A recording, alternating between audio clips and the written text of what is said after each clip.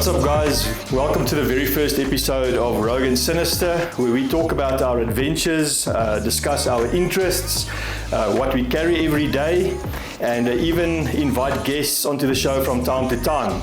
And yeah, it's been a long time coming. We've finally set up the studio, so join us as we evolve this into a regular appearance on our channel. And yeah, let's do this thing, eh? Awesome.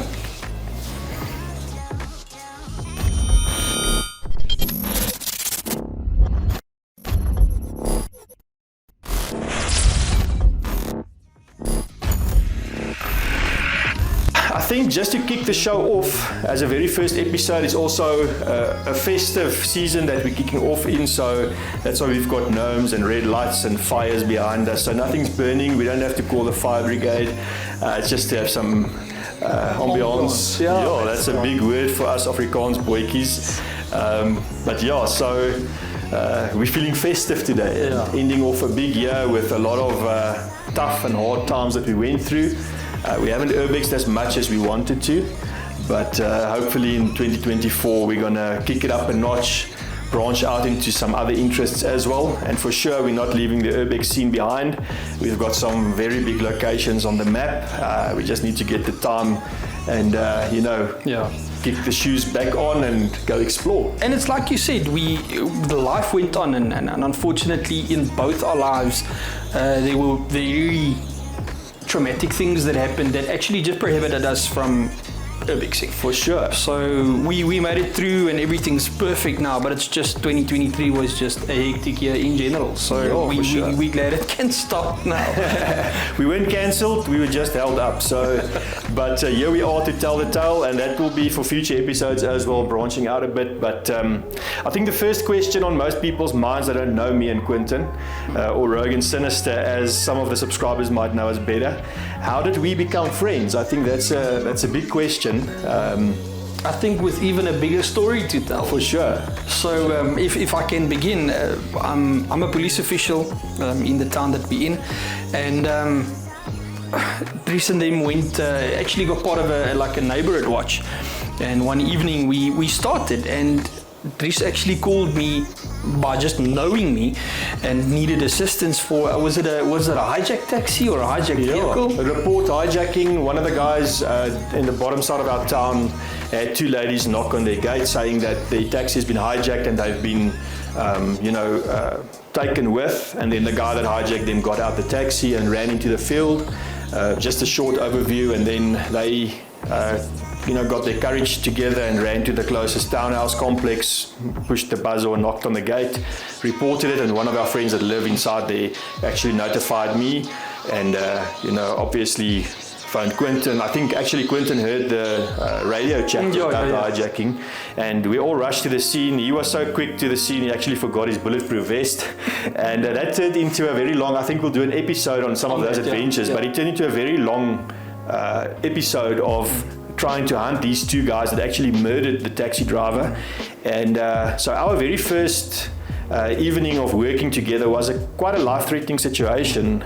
We went into the very dark field chasing these guys, searching for them, and by God's grace we finally found them, and also recovered a firearm, which was stolen and used in the crime. For sure. And just out of info, we actually got a sentencing about 3 months ago on this specific case, and both of them got 15 years. Wow, that's good. So so it happens even in South Africa. Justice is served. It takes a long time, but we get there. So this actually happened like I would say roughly 4 years ago. Yeah, if not longer. It was pre-COVID. So we could call it 5 years, around about 5 years. And that night, while we were searching for the firearm, I heard Quentin praying as he was walking in the grass. We're both religious, so it just struck a chord with me, and our friendship started from there.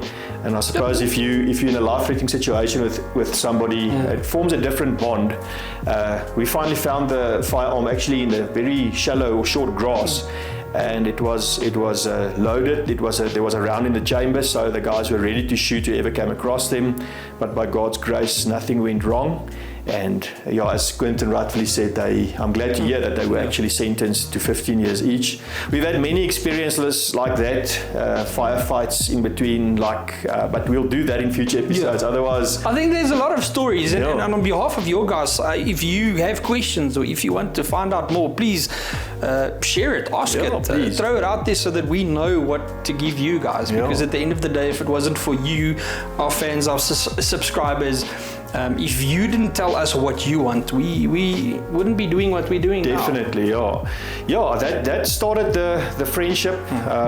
Shortly after, we formed a civilian task team supporting SAPS, South African Police Service, of which Quentin is a team member. And we've had a good couple of months service that we did as a neighborhood watch, but mostly as a civilian task team supporting SAPS.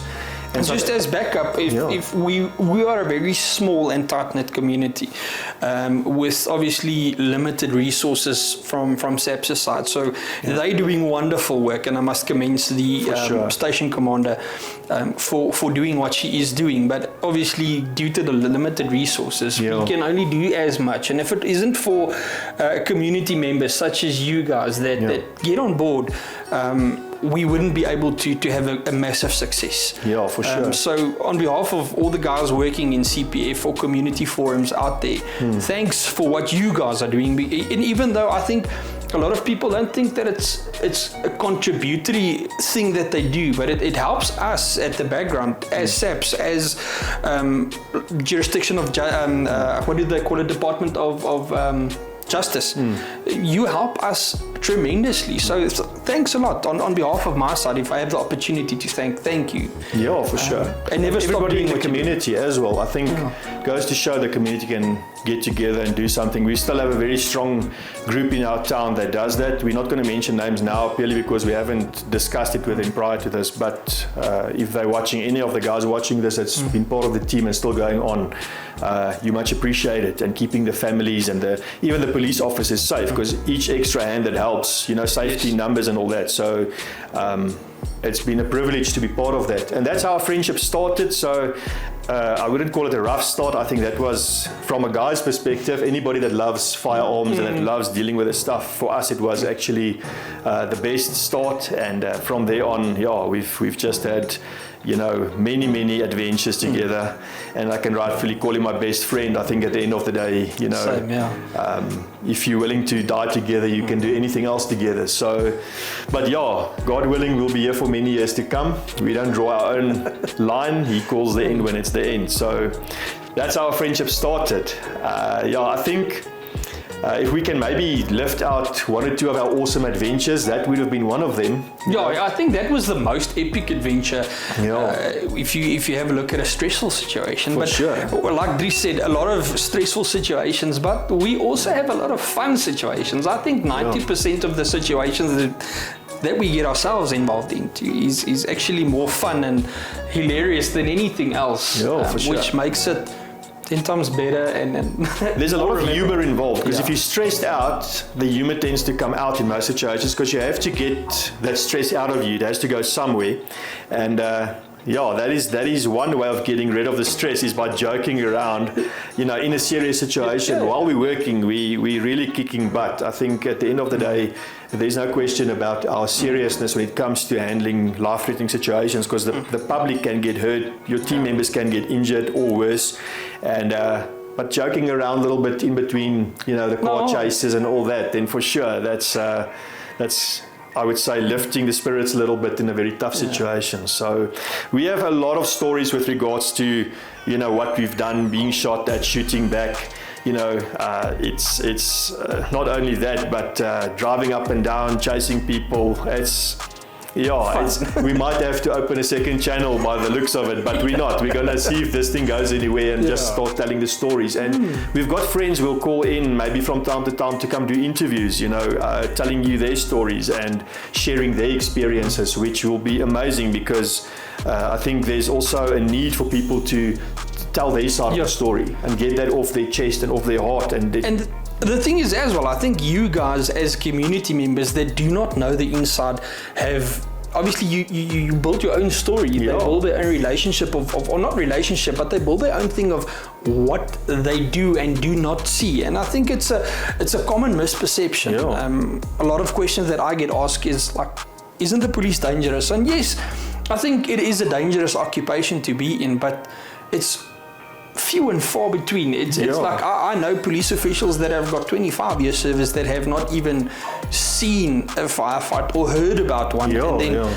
you know people that are fresh out of college that have had like their third or their fourth shooting. So it just obviously depends. But and the point that I wanted to bring across is, if you guys want to find out about a certain medic, fire, community forums, pastoral groups, whatever, if you guys want to find out the story behind the story, share it with us so that we can get the people on the couch. Is it going to be a thing if we call it on the couch? Yeah, for sure, on the couch. And get them on the couch and give us your questions so that we can inform you or tell you or answer the questions that you have. So guys, Monster energy drink, not a sponsor. But if you guys see this video by any chance, there might be 1 in a billion chance that they see this. Give us a shout. This is all the stuff we drink. I don't know if we should say this. This is what keeps us going when we're out urbexing. So anyway, I'm gonna crack it open. Hopefully not spray the couch. There we go. Cheers. Cheers, eh?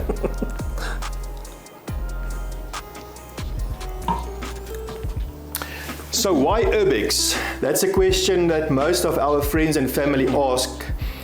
You know, it's like almost, I would say, a hidden hobby or a secret hobby, because when you decide to start making videos for YouTube, people think, okay, well, first of all, you're crazy. Second of all, you know, where do you get the time and the money? And, you know, thirdly, they ask why this crazy hobby. And it's something I've really been contemplating over the past 3 years. We've been doing it for quite a while. We about 33, 34 episodes in. And, you know, there's a long list. We're not going to post the list because we don't want to share all the locations, but we've made friends in this community. You know, urbexers as well as paranormal investigators. And we'll talk a little bit about that later on, but I think the main question is not why do you become a YouTuber or why do you do what you do. It's like, why URBEX? But I also just want to say, I don't think we ever wanted to go into the YouTube scene. I think everything started just documenting what we saw. Correct. And then we saw an opening in the market and we took it and it actually just exploded. Yeah, for sure.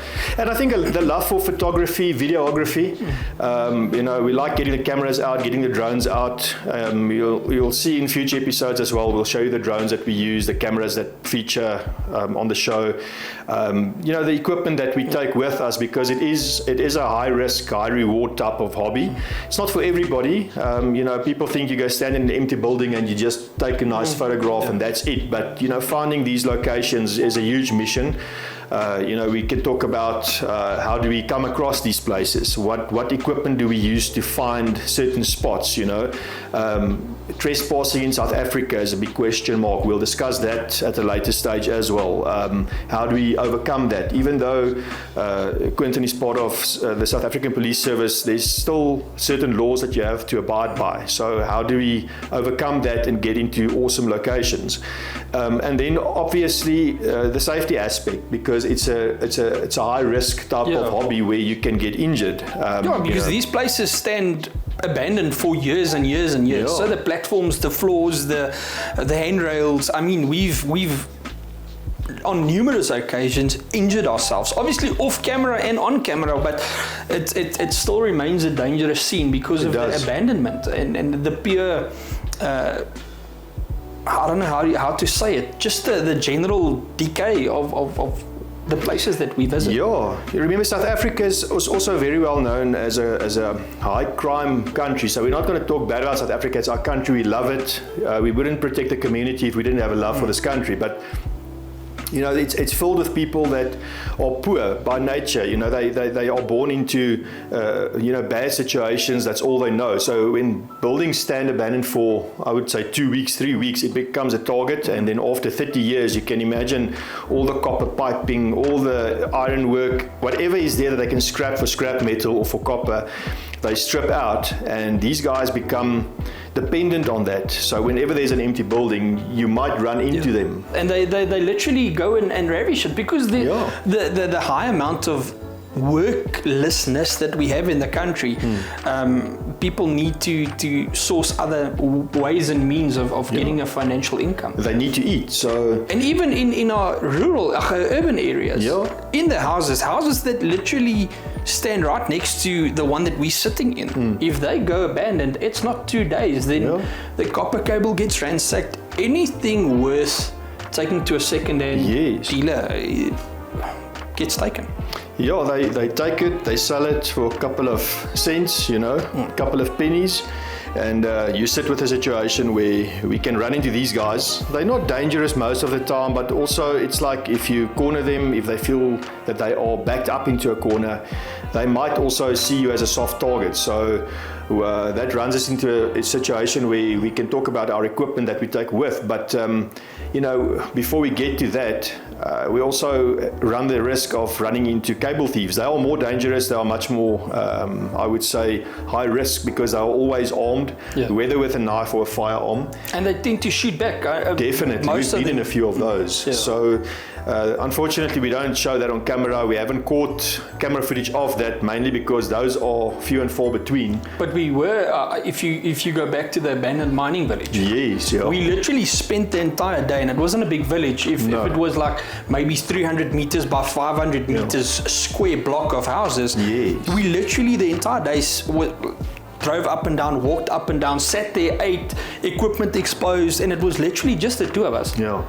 Security made a turn there at some stage, and at the end of the day, we actually saw a guy and we chased him and tried to get him, but it was just futile. They are so quick. You'll see the episode if you go check on the channel, but you know, the security came up to us right in the beginning as the day started, and we befriended them. So that's one of the ways we get in. We always make friends with security, and we always let them know who we are, if we can. And then we don't give a false perception of what we do there. We show them what we do, and I think the honesty, for me, honesty is always a better option. I mean, I'd rather say honestly what we're doing and have a better chance of entering than lying and then them catching us out. And then, We've had instances where we had to go back to certain locations because they were so massive that you have to go back. You can't film everything in one day. So you'll see Kempton Park Hospital, you know, the hospital that we didn't disclose the location is also close to us, about 2 hours away.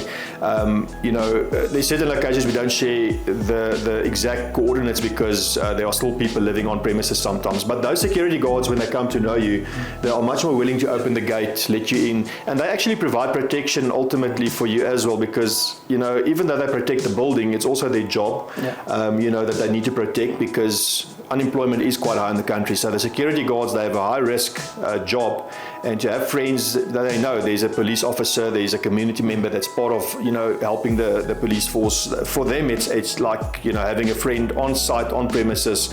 For that day, they don't have to go and patrol, because there's actually two guys that's walking around with open eyes, looking and exploring every nook and cranny of the place. So I would say that's one of the biggest things that we do, is making friends with security. And so we don't normally trespass. If sometimes we get to a place where there's nobody to ask, we will go in. We don't break open anything. We don't kick in doors, break windows, stuff like that. If it's locked, it's locked. We've been to locations like train stations where the doors were locked. Never open it up, because you know, if you break and enter, you become part of a different community. We urbexers by nature. We're not there to vandalize, to loot, to scrap, whatever. So, but I think we're getting off topic now. So, if we say why URBEX, I think that's the main question. Why URBEX? And I would say, I started very shortly before Quentin with urbexing, and as we became friends, I invited him with, and I thought the first time, he's going to think this is a crazy, stupid thing to go do. And I did think it was a bit weird. I mean, literally two adult guys driving around finding empty buildings, hoping to find something in an empty building. And I didn't think that we were going to find something. And I must admit today, while I'm sitting here, what's it, two years down the line? 2 years down the line, yeah. It's the most exhilarating feeling ever. And it sounds stupid. If people that have never urbexed, if you tell them that it's exhilarating, there's a certain type of adrenaline rush that you undergo.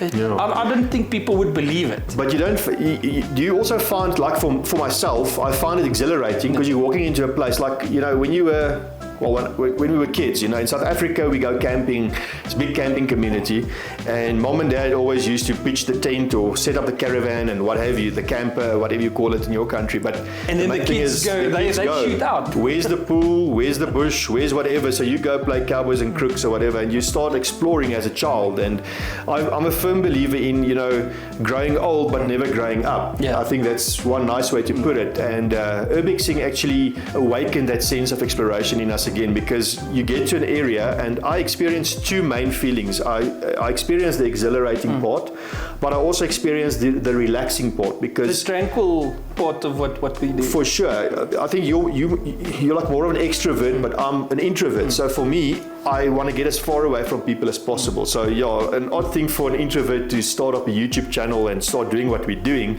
But luckily I'm talking with you as a friend, like, when you guys are sitting on the other side of this, I'm not looking at 2,000, 3,000 people, which is odd saying because the channel recently surpassed 2,000. We're running on our way to 3,000, which from our side, thank you so much for trusting us and giving us your time and watching the videos. You guys are, I think we've got an awesome support group. But I think if you have to all be in one location and I have to stand in front of everybody, I'll ask Quentin to do the talking because I'm an introvert by nature. There's nothing I can do about it. But so these locations allow us to get away from everything. It allows us to become almost like excluded from society. You're standing there, you hear nothing, you see nothing other than the building. Like in South Africa, we've got a lot of bird life. You hear all these nature noises around you, the wind through the windows. It maybe sounds a little bit stupid, but in that moment, there's so much to explore. You don't know who lived there or who worked there or what happened there. So you have to kind of make your own assumptions. And then afterwards, what we do, we don't how can I say, do our research before we go to a location. A little bit maybe, but we don't read up 100%, because we feel that walking in there, you want to experience it very raw. And then when you come back, you go online. You also don't want to be led by something that somebody else documented. You want to build your own story when you're there. And that's very important. So a lot of people have asked us in the past, why don't we do better research when we go out to these places? So that's the main reason. You want to experience it firsthand. You don't want to walk in there with an expectation up front. You have to have no expectation other than maybe you're going to find something, maybe you're not going to find something. So you're standing there trying to make up this story as it goes along. And then when you come back, when we sit down editing, that's where the actual research comes. For sure. And then it's months of research. It's not literally 2 or 3 days that you Google. It's actually, we have a lot of historians that we know, that we contact. And they then obviously have friends if they don't know the answers. So it's a lot of research, physical research that goes into this. But we also can't put everything in a 20-minute video or a 15-minute video. So we always try, if there's proper history on location, we try and put it in the description of the video below. There's a link that you can go, which will either take you to a historical website or to a museum's website, or bare minimum would be if you go to not WikiLeaks, but a Wikipedia website. So I would say a lot of the research is done afterwards, because then it basically confirms what we have experienced there. And just as a point of interest, like we said, we'll touch on the paranormal later, but a lot of the things that we've come across, which is paranormal related, we also didn't experience like we were there. Physically, when you look back on the footage, you discover certain things, and for us, that's not paranormal investigators. That's actually much more proof, because we did not go out to search for those instances or experiences. It wasn't willingly what we went in to investigate. For sure. We wanted that tranquil info about what happened to this desolate place, and magically picked it up. So if we have to summarize why URBEX, so I explained why URBEX for me, but I think it's very similar to what you've said. It's that exhilarating feeling, but also relaxing, getting away from it all, taking focus off everyday life and just being in a location where getting away from the everyday hustle and bustle, because both of us have got high-end work. I mean, Dries has a corporate where I have a physical, and both of them are fairly demanding. And I think due to the I wanted to say high-paced life that we live in, and when I say we, I mean people in general. You tend to forget about your family. You tend to forget about sitting down and actually just taking in what you see. And like you said, while you were talking about it, I actually thought that we went to go see Sunnyside campus. It was actually one of the places that we went to visit, and it was in the heart of Pretoria, and it's a concrete jungle right around you, and when you're there, you're secluded. It's tranquil. You don't hear the cars, you don't hear the sirens, you literally just hear nature, but you're inside a metropolitan area, which is makes it awesome. And then once again, me and you have had days where we enter this place and looking, and then we actually stand 45 minutes to an hour just talking, having a heart-to-heart, not planning it. It literally just happens. And I think that's for me what makes URBEX so special, is that you reach a point and then it just happens. Nothing's forced, nothing's preset up. If you want to cry, you cry, and giving the circumstances that the last year that we've been through led to certain things we actually hyped up when we get there. And then the mood changes depending on where you are. For sure, definitely. It's almost therapeutic to go and do that. It's like, you know, creating a project from scratch. Nobody's done episodes on most of these places. When you do an episode on a place that's not well known, we do certain places. Kempton Park Hospital, we're punting that one a lot, but you know, it's one of those grail locations for any URBEX in South Africa, but we've done many more episodes than that. But coming back to the Sunnyside campus one that you mentioned, mate, it's a good shout out, Tom, for the Upside Down Adventures. They're very good friends of ours. We actually grouped together under a name, we call ourselves Desolation Nation. So Rivers and the team, shout out to you guys. Vanita, Yanni, Stefan, everybody on that side. Listen, you know, we love you guys. We miss you guys. Looking forward to 2024, joining forces again, and we'll touch a little bit on the paranormal side later on, but Sunnyside campus, we haven't loaded the episode for that one yet. We haven't, We don't have a lot of footage on that because we visited that place when it was very far down the demolition side, because they are actually revamping that area. And it's actually the very last, we were the very last URBEXs and on the Upside Down side, the very last paranormal people to actually visit that place. So and I don't to get think legit access to it, because that was, we had legal entryway. We didn't have to, you know, pull a rabbit out of a hat to get in. We actually had, and one of the team members, Yanni, is actually the guy that's got... Yeah, Yanni's magical. We're on a group, so whenever you hear the group go off on your phone... Yanni, we're working on you, eh? You're going to become an URBEXer, because... he's just magical, and he sends you these pictures, and you ask him, and he gives you the history of what happened there. For sure. And I think 99.9% of the time, we actually had a lot of work prior to this, and when Yanni and them came on board, they call him Yanni the Machine, because he's a machine for a reason. Yeah, no, but we had so many adventures up to now with him, and we're going to do some collabs in the future, but for now we just wanted to give them a shout out. So go check out the Upside Down Adventures. We'll link the link down below in the description, and go subscribe if the paranormal stuff is anything that you want to look into. They're very casual, fun group of guys. I had a chat with somebody earlier today, and the first question is, isn't it staged? And no, I can tell you that the Upside Down is one of the very few people that would rather debunk it and say, listen, no, it was a window, or it was this, or it was that. For sure. If there's no legit reason after investigating possibilities, then they say it might be. So they approach it very scientifically, if I can call it that, and with a very open mind. You know, debunking is the right word for that, for sure. Go check the channel out, and hopefully in 2024 will be the year where we do a few collabs with them as well. We've done 2 of them up to now, and we haven't loaded the videos yet. We're a little bit behind with all the stuff that happened in 2023, but we'll chat about that in future episodes as well. I think for now, today is just an introductory episode to Rogue and Sinister. This is going to be a show that we want to do on the regular, and going to chat And we also all don't want sorts. So every day to be the same. I mean, For sure. the whole idea of what we do here is that when we come and sit down, Yeah. every day is going to be different. So you're not going to know what to expect unless you watch the full video. For sure. And I think between the two of us, we have a very broad sense of hobbies, a broad sure. sense of collectives, Yeah. and that's what we want to. We want to make you part of what Yeah, we share are. that with you guys, the enthusiasm and the love of what we are doing. So, yeah, I think that covers why we do URBEX. I hope it does. If you have more questions, shoot them in the description below, guys. We're more than happy to answer. We're on Instagram as well. We'll link the Instagram accounts for you guys. And That's just a bit more photography. For sure. I actually got into it because of him. But he overtook me, so I'm learning from Quentin. I'm more on the video side and crashing the drones. That's my speciality. And you do a phenomenal job with that. Every drone I've crashed was a write-off, so I'm really professional when it comes to drone crashes. But He also does private work. So yeah, with insurance claims, you more. yeah, no, for sure.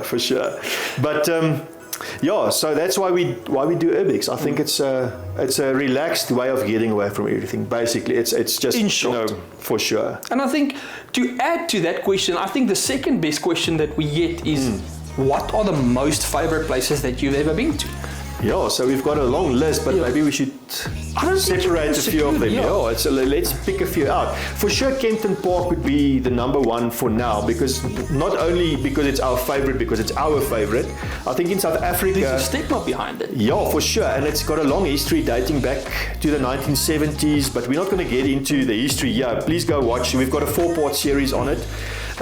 People are going to ask, did we find anything paranormal, which we definitely did. That was the location. I would say that if I had questions about the paranormal, that's the location that answered it for me. Yeah, definitely. That for me, it was a change of mind when I walked in. As I walked out, my mindset was completely different. And the same with me. I never believed in it. I always thought, there's the possibility of that being there. Yeah. But up until that day, I think that was the changing or the turning point. Definitely. For me to say that it's undeniable that the paranormal definitely does exist. So when you get that experience to that extent, so let's give a bit of background. So when we were there, look, there's definitely a vibe.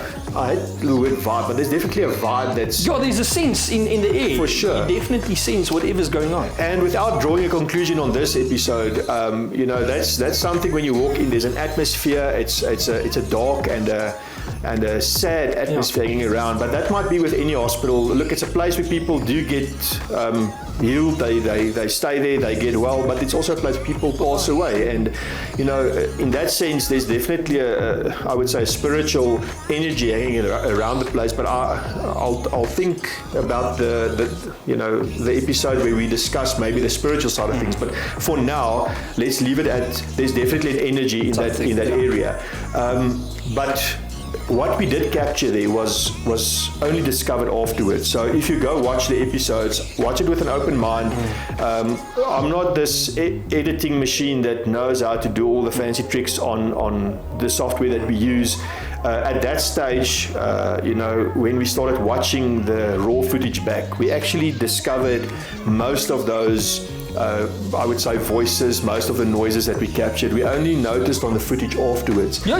And we actually kept the original footage, as proof that if somebody has to ask us, we will and be able to send it to them and say, listen, this is legitimately what we found. Definitely. And I can assure you, once the places that we visited is secluded. There's no other people than between myself, yourself, or Audrey that from time to time visits us. For sure. So when we went to Kempton Park, we've been there a few times. We've befriended the security to the extent that we were actually allowed parking inside. We asked them to keep any public out. Any other explorers weren't allowed on scene. We had one instance where they allowed 2 people on to the premises, which we ran into them. We befriended them as well. But the noises and the stuff we captured were done when there were nobody on premises other than security. And even the security on site guarding the premises are sometimes too scared to actually go into the hospital. So you'll get 1 or 2 of them that are brave enough, but even they stay out of the hospital. They've got nothing to go find in there. It's mostly empty. But yeah, so go watch the episodes if you want. It's actually a little bit of history. We're asking the questions why it was abandoned within one single day, which in hindsight, when we started digging in, that wasn't actually the fact. But at the end of the day, it forms part of the story. And watch it from start to end. We do answer the questions. We have a conclusion at the last episode where we tell you about, you know, certain doctors that had malpractice committed in the hospital. Which is actually, if you look at the history of that specific doctor, it's phenomenal in the way that he actually got it right. I would love to be able to pull off something like that, but on a normal day, I don't even get my own life right, so I don't know how he did the man. Yeah, and he served his time, but so he wasn't the main reason why it was abandoned. There's various other reasons, you know, political, financial, all sorts of reasons, and the paranormal was actually not even part of it. We believe that the paranormal came later, but mostly because of people doing ritualistic type of stuff after the fact that the hospital closed. But maybe we'll do an episode one day in the future where we go back and just color the picture a little bit more. But Kempton Park Hospital was one of our absolute most favorite locations. We've been there, I think, 3 times during the day. Yeah. We did one nighttime explore together with the Upside Down. That was one of the first places that we visited with them on invite. Yeah. We weren't even really friends at that stage. We were just, we knew about each other because there's not a lot of South African urbexes and paranormal teams that, you know, do these things together. So that also kick-started our friendship with Rivas and his team. And purely for that fact, I think that's why Kempton Park would always be the flagship of going there. It's and I told Dries a bit earlier on before we started, it just tends to grow on you. Yeah. If you sit here and that I think comes back to why URBEX is depending on the location. Each and every location brings something special to it. And if I think about the White Gable house, it's 5 minutes of drive from where we are, and it's got a total different feeling. When you walk into the house, it's a friendly vibe, it's a light vibe, and then you go to a place like Kempton Park Hospital, you get that dark, heavy feeling. It really feels spooky, for lack of a better word. The paranormal activity in that place is amazing. But mentioning the Gable House, that's another location. We were bored on a Sunday afternoon. We didn't know what to do. We were sitting around and nobody was committing a crime. We didn't want to go chase after people. It's like, now what do we do? So we grabbed the camera, very short notice. Spur of the moment thing, actually. I don't even know if your batteries were properly charged. No, it wasn't, because we were driving out 3 o'clock on a Sunday afternoon. We had literally, I think, 2.5 hours of sunlight. And as we were busy shooting, in the video I think we mentioned, we didn't even bring proper lighting with, because we didn't plan to do a nighttime shoot, but the house was very dark. You had a bit of a fright. As you saw me walking around the corner. So you had a bit of a jump scare, because at that stage we still had Kempton Park fresh in the back of our minds, and we were just getting into the stuff with the Upside Down guys. But that was quite a nice exploration, and the history on that's also not 100% I would say accurate, because people actually contacted you who stayed in the house. So if you're going to have a look at the history, people told us that it was an old police colonel. So obviously with my background, I started investigating, and there wasn't a lot for us. So we went with what we were told. Yes. And then we were so lucky that the actual people that stayed in the house contacted this. Yeah. And we actually reached out to them and said that we would want to do an interview with them, which to date has not really realized yet. Yeah, we're still open for it, but we also don't want a prize. So if it's a personal thing, we actually appreciate that the family contacted us, and they were very nice and very decent, and it's actually got a very beautiful history, the house. We wanted to go back and actually rectify the story. When we did the research on the property, we spoke to the community, because there wasn't any history online. And the Gable house, it's a family residence, used to be in the family for many years, and what happened there happened. The house was left abandoned ultimately, and it's in the process of being sold, or trying to be sold. And but up to date, it's actually still standing abandoned. And it's an iconic thing. It is. We live in the Vaal. So we live in the Vaal, and it's one of the most iconic places in the Vaal, and there's nothing to it. It's a beautiful house, other than the fact of the building, which we also spoke about. It's not prone to be what do you call it, the Cape Malayan style house. It's not where we stay. It's not in that area. So I think that's what makes it prominent in the area.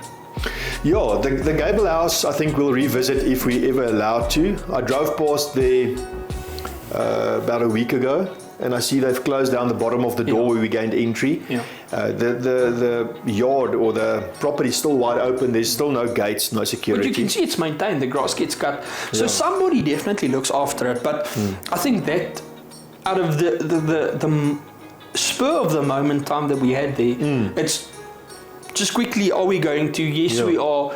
And that actually gave us a lot of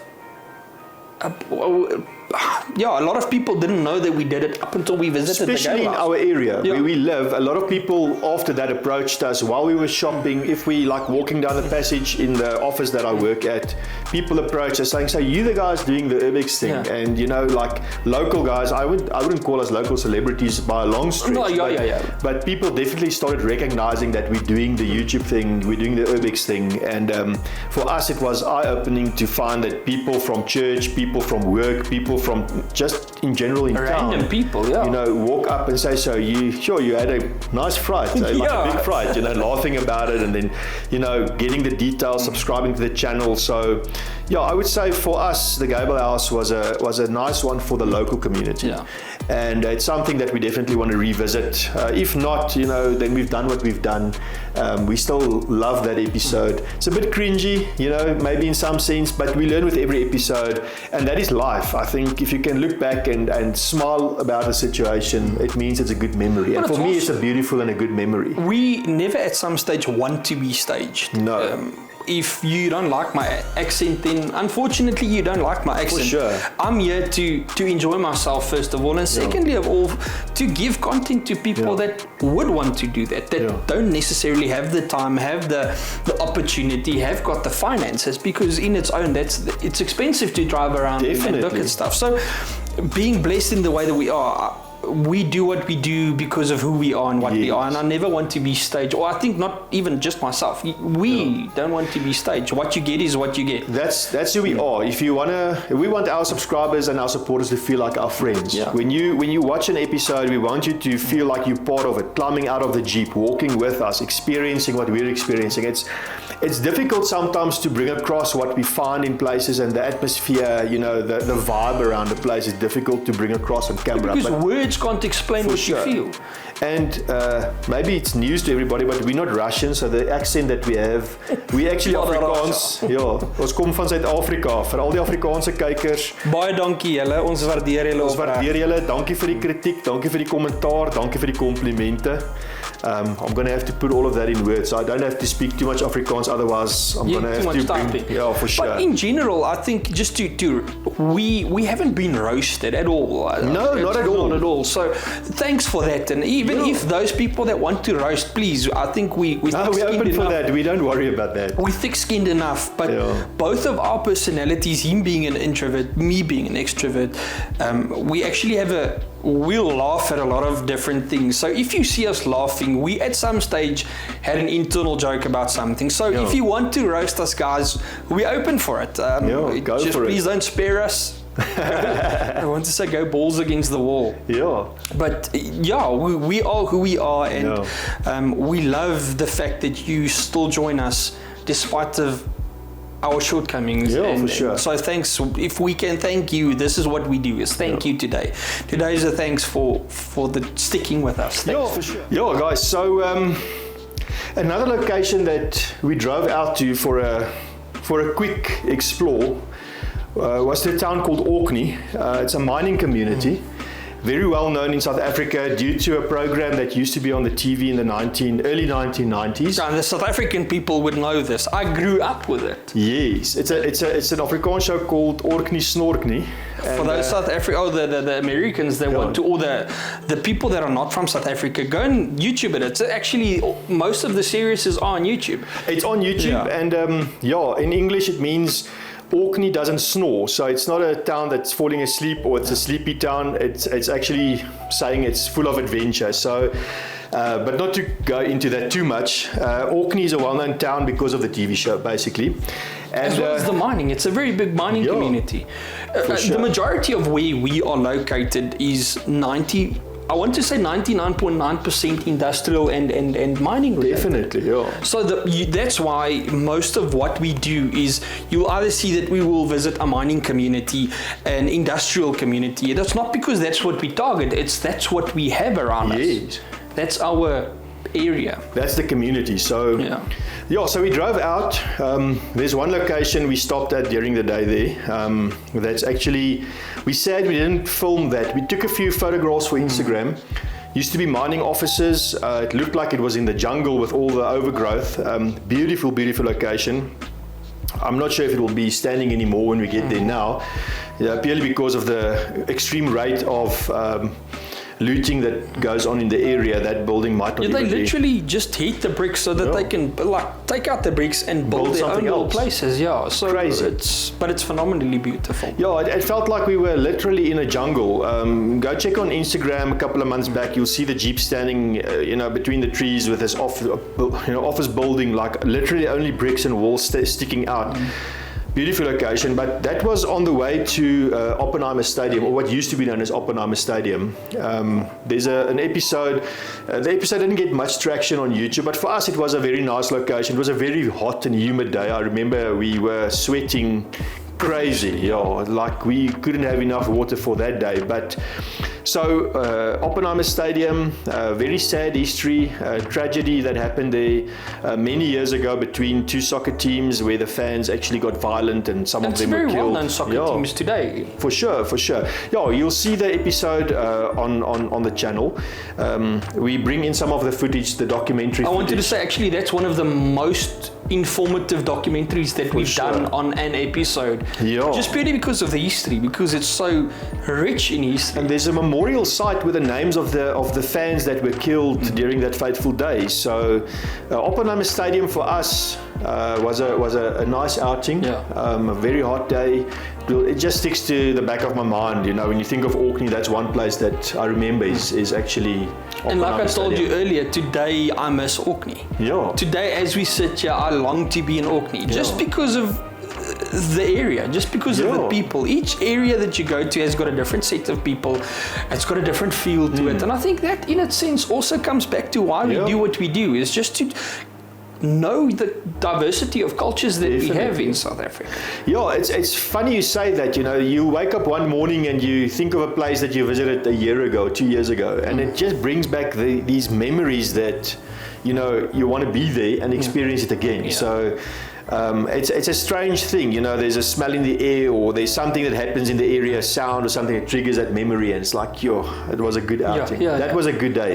It was also on a very tough, family-wise, we went through a bit of a tough time, and that day was one of those days where I could stand there and chat with you, and it's like... Iconically next to the kiosk on the very top floor, and I'll never forget it. We sat there, what was it, 45 minutes? I sat on the table and you just poured out your heart, and I think today we can look back at it and see how protected you guys were through that, but for sure it was just a phenomenal time. Definitely. There's a lot of stories we're going to have to unpack. I think this definitely the first episode is not going to cut it. We have to go back to some of these and just recall those memories. But there's a lot of stories, and a lot of good stories, feel good stories actually. It's we're blessed ultimately. We are. And we're privileged, and we appreciate the fact that we have the opportunity to do what we're doing. We're not blind to the fact that not everybody gets to do this. But that's, I think, the idea behind this channel as well. It's healing in a sense, right? To take people with. Take people. There's one lady, I'm not going to mention names because I didn't ask permission, but there's a lady from overseas, when the channel was only 30 or 40 subscribers in, this lady subscribed. She's watched every single episode. And she messaged us. And she'll know who she is. For sure. And she's told us her story that she's an elderly lady. She's bedridden.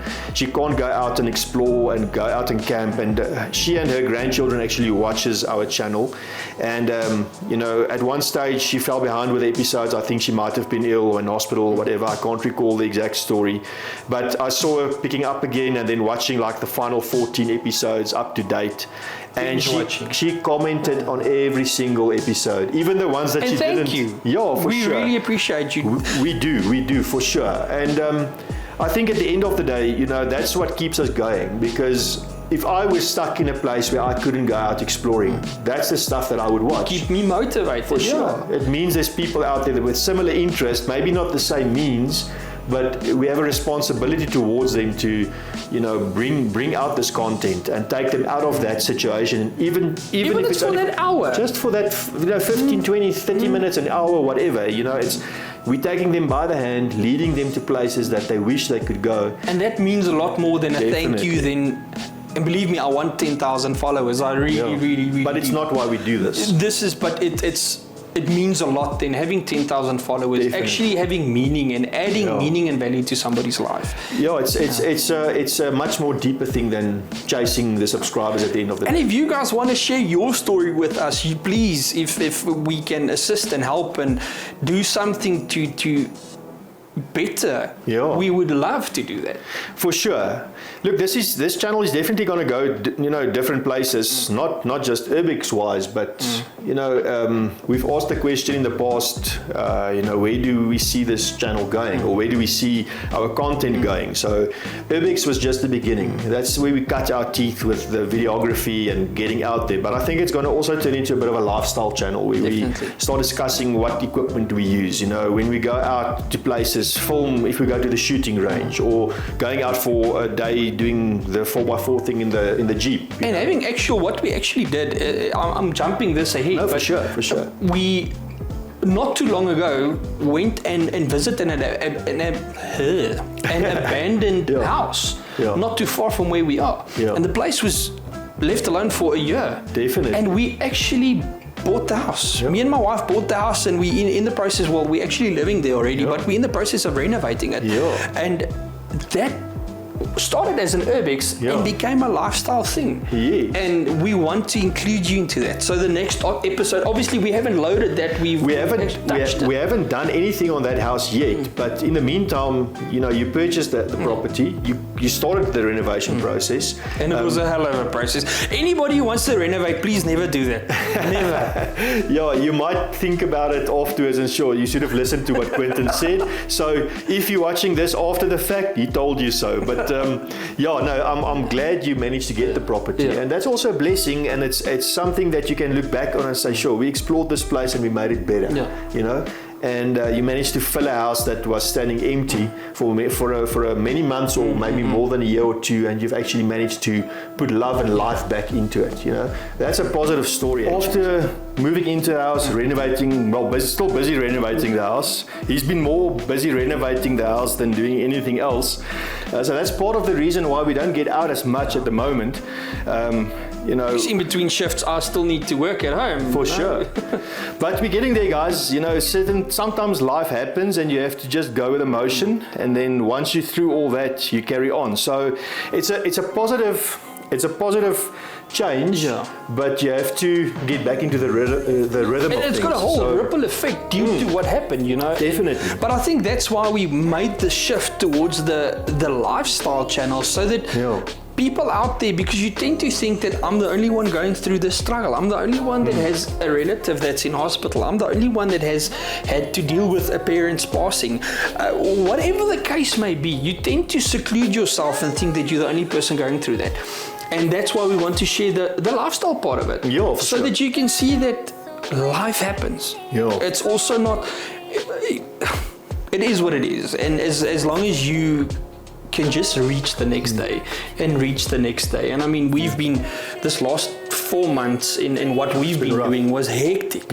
And I told Dries, I'd never want this over and again. But it just once again proved that life happens. But you have to be resilient, you have to be tenacious, and you have to carry on at the end of the day and push through it. So, and by the grace of God, we're here to tell the story. This was a year filled with moving house, motorcycle accidents, hospitals, a lot of things. You've had relatives that passed away, funerals. So not to make the list much longer, but at the end of the day, that's why you need good friends in your life, to help you carry the weight, because without that, life will be tough. That's a guarantee. And it's important. It sounds stupid, but it's so important to just have somebody to chat to.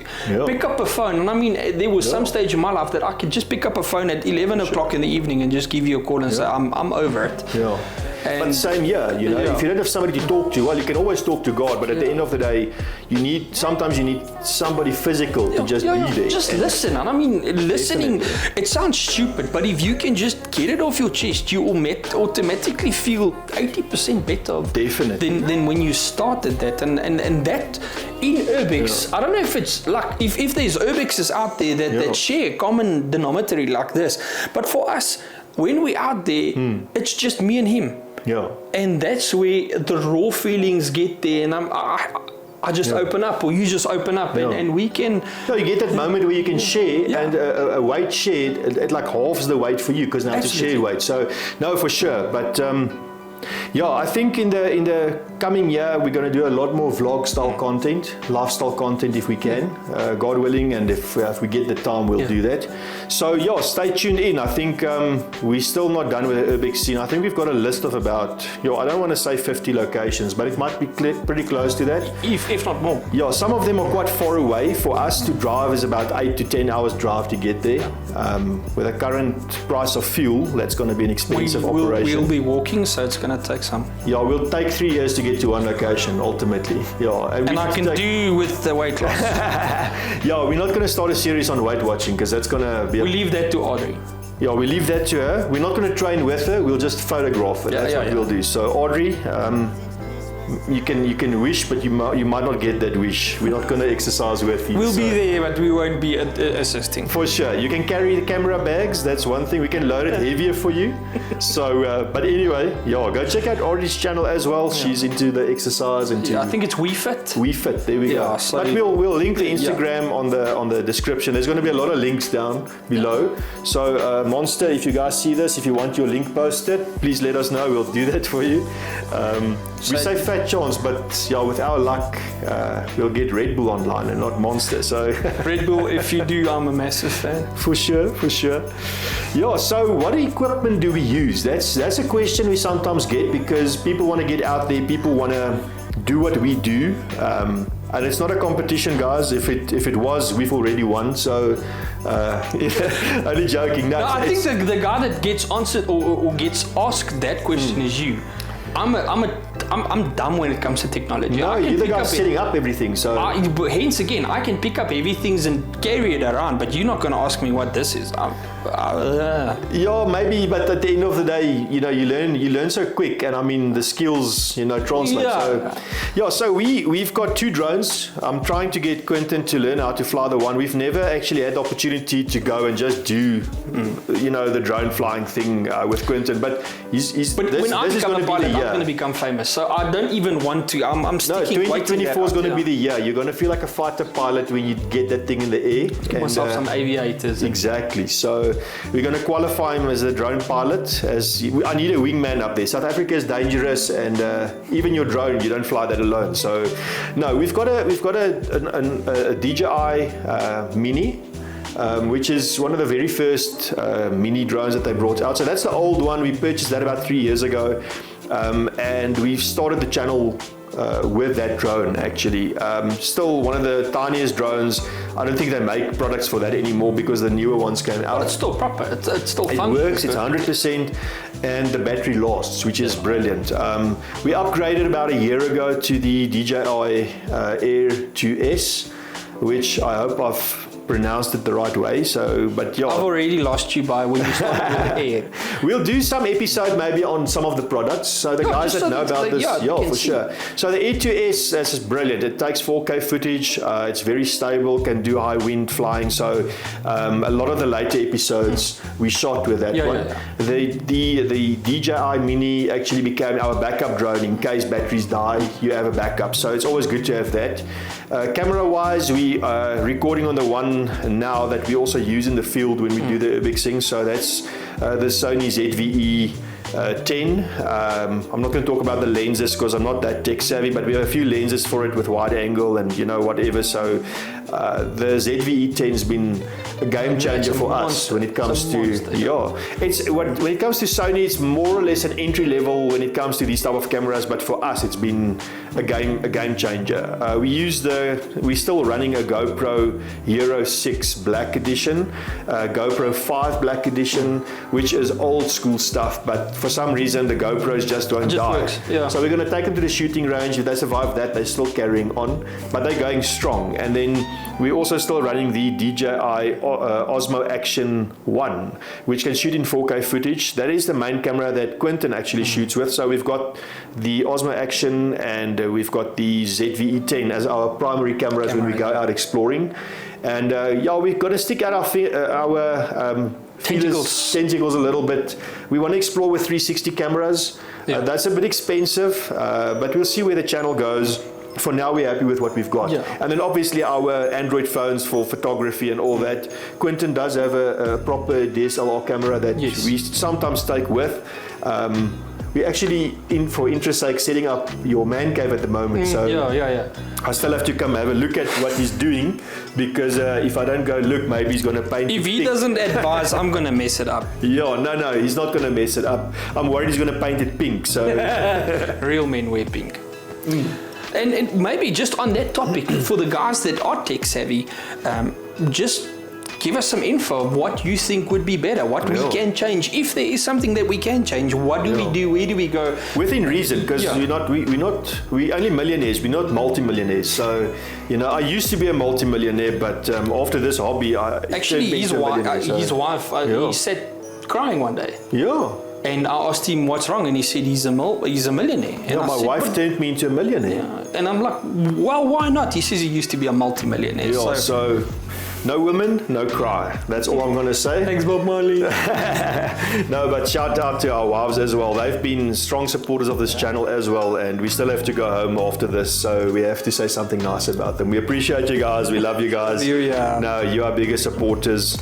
No, because they stay behind when we go out, and the adventures tend to seem like 15 or 20 minutes on the screen, but it's days on the road. It's literally it takes forever. So I'm grateful for it. For sure. But it's just, I think the perception of it, it's quick, and it's not setting up cameras, setting up angles. Yeah, the 15 minutes that you see on an episode, that 15 minutes can take up to about 6-8 hours just to edit, not even mentioning the actual day getting working the it. So we know sense of the word professional when it comes to this. We are noobs, if I can call us noobs. In Afrikaans sê hulle not neat. So it's we're still green, fresh. This, so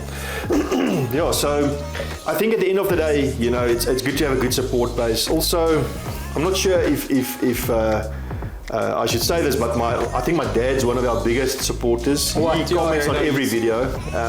Yes, and he's awesome. I love his dad. He always prays for us for safety. Dad, love you. Thank you so much. Yeah, it's go check out the episode about the Harley Davidsons. There's a heartwarming story behind it as well. We will tell that one in future, but and there's also a sad story behind it. For sure. But not about that specific episode, but regarding your dad. Shortly after the episode, So I think shout out to my dad. Thanks for supporting and watching the episodes and praying for us and believing in us, doing these strange things, calling ourselves YouTubers. The older people don't sometimes understand why we do this, but the world has changed, and it's always, we really appreciate the fact that they support us and that we have parents that pray for us. And we've got backing. For sure. The most important thing, and look, we're blessed that both our parents are still alive and they're praying for us, and God has been good to us in that regard. So for us, it's a massive privilege to be able to give a shout out to them and saying thank you so much for raising such awesome kids. So, but getting back to the equipment, we'll do an episode on reviewing some of the stuff that we film with. If you guys want to see that, and like Quentin said, what do you guys propose we use in future as well? Maybe there's some tech savvy guys that can give us some tips, some advice. Always open for critique, because at the end of the day, it's good to grow. That's how you're gonna grow. If we don't know, we're not gonna grow. So please, if you need to rectify us on something, please feel free to do so. Definitely. We set up this lovely studio here. Tris, thanks for having us in the studio. For sure. That's part of our channel. So it's something that we love to do. And yeah, I mean, we set this up and this took us, what, an hour and a half just to set it up. Yeah, between the kids running in and out and my wife coming to see if we're not burning the place down and trying to get the batteries to work. So we didn't start the fire. We start the fire. So yeah, thanks to YouTube for allowing us to set the TV on fire. But another question when it comes to safety. This episode's getting quite long. So guys, we're not into short form content. You might see something of us on TikTok, but we're not TikTokers. No, not at all. I don't understand the platform. Maybe I'm too old. No, for sure. We definitely. That's something we said together. We're too old. Like we're admitting that. But maybe you're never too old for TikTok. But I don't really. I can't get into that. But and we've tried. We legitimately tried. There's 1 or 2 videos on there. But so what we have posted though, short videos. There's maybe 1 or 2 on TikTok, but mostly on Instagram and YouTube. You'll see 1 or 2 of the videos showing off our pocket knives and stuff like that. So when it comes to safety.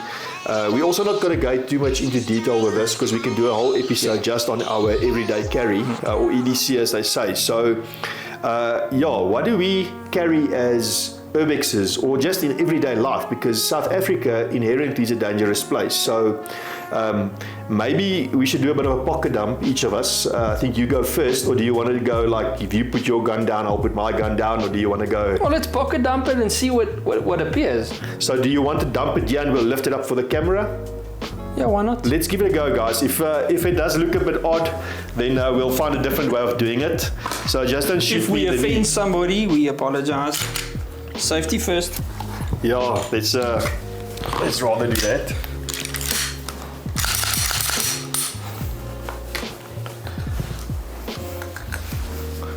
We'll stop when we get to the underwear part, then we'll... That's also my everyday carry. White and full of holes. Hopefully bullet holes. That's about it. The rest of it's in my man bag. Yeah, so I'm gonna dump the watch as well. And I think that's everything. I almost took the mic off. So where do we start? I think the most, let's go from, let's do the firearms. I think that we can get out of the way, because not a lot of people are prone to firearms. I love firearms as a general. So YouTube tends they tend to frown upon firearm content. So we're going to do this, get it out the way. We're not monetized, so YouTube suck it. We're not worried about that. Safety first. Yeah, so both firearms have been cleared.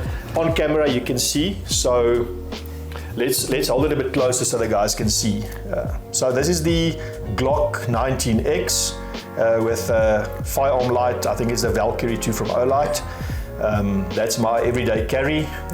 Just got the Glock 19 Gen 4 on mine with no added equipment, just plain normal everyday. Yeah, and we run it stock. I think it's much more reliable like that. We're not going to show the ammunition. That's nothing. It's 9mm both, so that's fine. I took out, this is the inside the waistband holster from Sniper.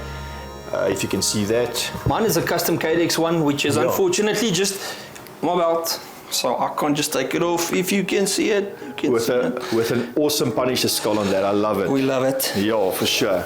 Let's go to pocket knife. So me and Quentin both are into the knife game. I'm trying to get him a bit more into the knife game.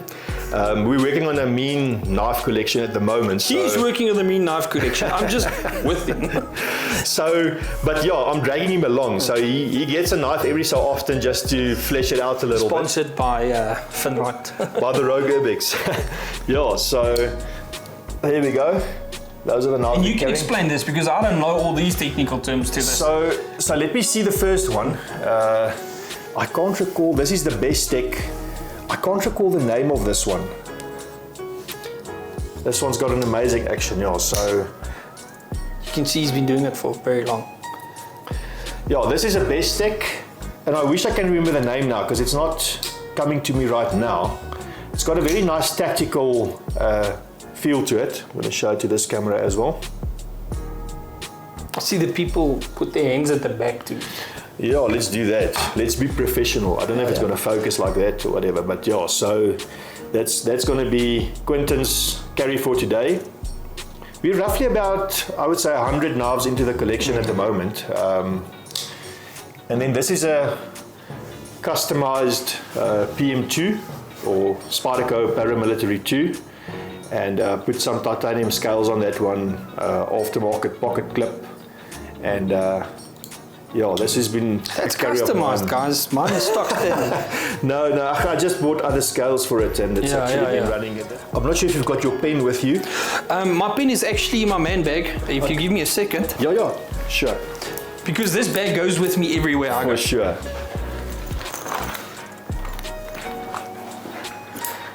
It's like this. That's an awesome bag, actually. In Afrikaans, my little daughter always says this Papa se mansak, like man bag. And yeah, that's my pen. A nice tactical skull crusher. Yeah, with the window breaker. If you can see that, I'm going to hold it up here as well. It's good to have something to write with. I worked for a very nice guy many years ago. And he used to always say to me, the faintest ink is better than the sharpest memory. So, meaning that always make notes about everything. So, I don't have my notebook with me now because it's lying on the desk, but yeah, this pen I acquired recently. This is a Chavez design. It's a titanium pen, bolt action. And I just love the sound. And it's a fidget tool in the same sense? We're into the skulls, guys. You can actually see the skull pocket clips and all that stuff. So there's my little book. So I've got mine. So here we go. Here we go. Notebooks. Then you always have to be able to, you always have to carry a knife. That's the main thing. Rule number 9, as they say, always carry a knife. And then I would say, I don't know if it's really rule number 10, but it should be, always be able to start a fire. Not to burn places down, but evidence you need to burn. Yeah. So Colonel, I'm sorry if you hear this. I've never burned evidence in my life. So this is actually a much more reliable lighter than the Zippo. And I've got others as well. I've got the Zippo and I've got a couple of other different ones. It's just, if you need to start a fire, you can. So this one's got a Zippo insert with butane, you can refill it, but so it makes it a bit more reliable. But the big lighters, they trustworthy. You can trust this with your life. It's not going to fail on you unless it runs out, but you can even refill those. So that's that. Bracelets, we always carry a bracelet or two, so we're not going to go into too much. That has, in the past, helped me, because it's, tungsten, titanium, tungsten, whatever it is, has helped me open locks if I need to go into places. So not that it's a lock picking tool, but it has helped me where I literally just needed something small to grab wedge in, and it helped me. So yeah. Wow, that's something I never heard of. Yeah, that's actually brilliant. Wow. Just improvise with the tools you had. That was one of, when I was in the college, one of the instructors that we used to have said that you do not physically need a firearm. Everything that you carry with you is a weapon. You just need to know how to manage it. And the same with this. It's just a tool. You just need to know how to work it. I love it. That's actually quite a good thing. I've never heard of it before, so that's awesome. I always carry a handkerchief, mainly because I get quite emotional and I cry a lot, so you have to be able to blow your nose. And now this is just for wiping your knives if you want to clean something, some residue off your gun or whatever. Because it tends to have dust on your holster wherever you are. And we tend to just be tidy on it. If you have kids, there's always a runny nose or a wife that becomes emotional. So a handkerchief is always. Mine's literally in my bag. It's a gentlemanly thing to carry, you know. If somebody needs a handkerchief, you have one. You're the gentleman that hands it to them. So this is mine. The t-shirt tends to do the trick actually, and the thing is, it's a lot bigger than a handkerchief. That's why we wear black, so that you can't see the mold. Can't see the snot. So that is the handkerchief, and then obviously we into watches as well. We're not big on the watches, although we love our watches, but G-Shocks. These things, they don't die. Yeah, no, never. You can fall through a floorboard, you can crack a skull, you can jump off buildings, what have you, but at the end of the day, your G-Shock seems to carry on. So we're both into the G-Shocks. Yeah, so that's our pocket dump for this episode. I've got my key. My key is now lying somewhere else because I haven't been to the Jeep yet today. Yeah, so I haven't seen that. I've got Zambak. Okay, and that's a very South African product actually. Yeah, so it's a lip balm, it's therapeutic, you can put it on little scratches. And not a sponsor though. No, so Zambak. Well, please. And you can see I hope you can see it, but my little tin has been worn and I've literally just replaced the inside. So it's a very strong herbal. How do you replace the inside? So you obviously get a big tin. Okay. And then just scoop it in. Okay. Yeah. And then you don't touch your eyes for 2 minutes, otherwise. Yeah. Then it's pepper spray. So it can double up as that. And then I made a little fidget tool because I picked up a 1 Rand coin. That's brilliant. And it had meaning where and when I picked it up, and stuck it to the back of my thing, so I can literally, what do they call it if you rub it's like a worry stone. Yeah. So the fidget scene or the fidget crowd might know this better, but I think the older guys or the older subscribers, you know, I'm not sure if it counts for the older crowd as well. But not like we're young, you know, we're also getting there. But at the end of the day, fidgeting with stuff, you know, when you sit at a desk or you're busy concentrating, editing a video, writing out paperwork, because part of being a police officer, 90%, it's like if you arrest one oak, you take 10 minutes to arrest him, you take 4 hours to do the paperwork. It's very counterproductive. Yeah. There's something that needs to happen there, but that's a story for another day. Sitting there is like keeping your fingers busy. I think when you concentrate, for some reason your mind takes over and you just, you know, fidget with stuff. So happens, for me, my fidget toys are my knives. You know, that's that thing that Quentin the Zambak is actually, that's ingenious. I haven't thought about that. So actually, like that people play with coins, that and I whatever. didn't intend for it to happen. I just wanted the coin with me and had no other place because this comes with me every single day. I just thought, stuck it at the back, and then I started. That's brilliant. No, I think that's awesome. Yeah, so coins are a nice way to go. You know, anything that's in your pocket can be a fidget toy other than your firearm. If you fidget with that, chances are, you know, people will frown upon the fact that you have a accidental discharge. And we actually sell funeral policies, so I'm kidding, we don't. Yeah, so if there's any funeral services out there that wants to sponsor the episode, you're more than welcome. But no, this first episode, we're just asking for sponsorship at this stage, pretty much. Yeah. Yes, please, guys. We can do with the extra funds. But yeah, so that's our everyday carry, guys. A little bit of a boring one probably, but for us, it's what we do, what we carry, and we're proud of it. And please share yours. For sure. It's always nice to see what people have and what people want to have and carry with. And love it. Definitely. Yeah, so I think we've done all our shout outs, we've done all our thanks, you know, saying thanks to all of our subscribers, to our families, our parents, everybody. Yeah. Thanks to God for carrying us through a difficult year. Thanks to everybody sticking around. This is the time of year that people get festive, you know. Yeah. And silly season in our industry. And things just happen. Becomes hectic, yeah. So be safe out there. If you guys are exploring, be respectful, be mindful, be careful. And if you guys are traveling, drive safe. For sure. You know, there's a lot of people that do not worry about other people drinking and driving and being reckless. So just look after yourselves, guys, please. And thanks for being rogues, being vagabonds, you know, being part of this community and supporting Rogue and Sinister in what we do. And being part of our lives at the end of the day as well. You are our extended family all across the globe, and we do appreciate each and every one of you.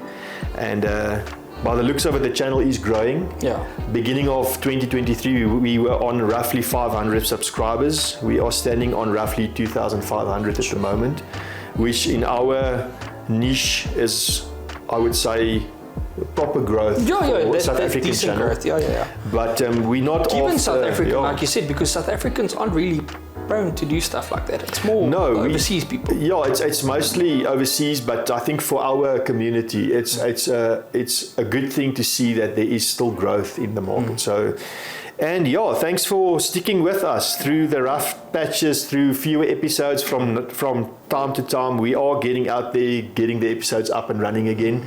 We are actually about 4 episodes behind with editing, which we have footage, but we haven't had time to sit down.